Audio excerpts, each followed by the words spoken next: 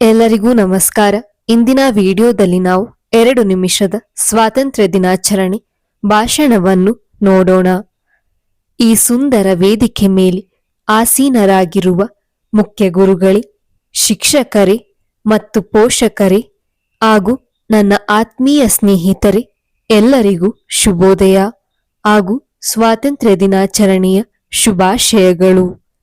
ಸ್ವಾತಂತ್ರ್ಯ ದಿನವು ಭಾರತದ ರಾಷ್ಟ್ರೀಯ ಹಬ್ಬವಾಗಿದೆ.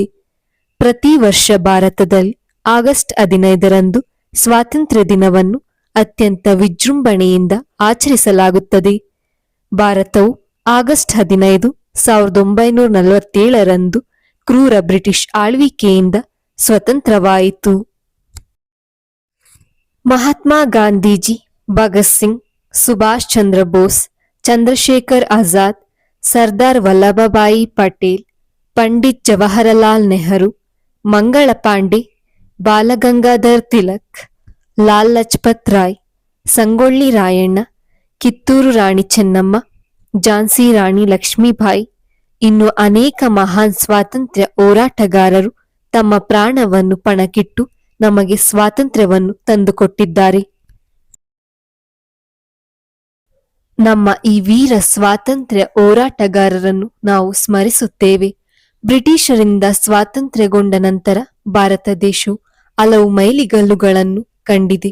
ಆರ್ಥಿಕತೆ, ರಾಜಕೀಯ, ತಂತ್ರಜ್ಞಾನ, ವಿಜ್ಞಾನ, ಮೂಲ ಸೌಕರ್ಯಗಳು ಹೀಗೆ ಎಲ್ಲಾ ಕ್ಷೇತ್ರಗಳಲ್ಲೂ ಸಹ ಅನೇಕ ಸಾಧನೆಗಳಿಗೆ ಸಾಕ್ಷಿಯಾಗಿದೆ.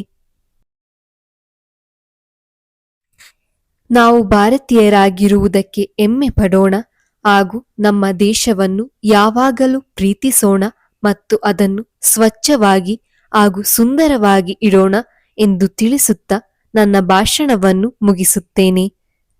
ಧನ್ಯವಾದಗಳು. ಜೈ ಹಿಂದ್, ಜೈ ಭಾರತ ಮಾತೆ.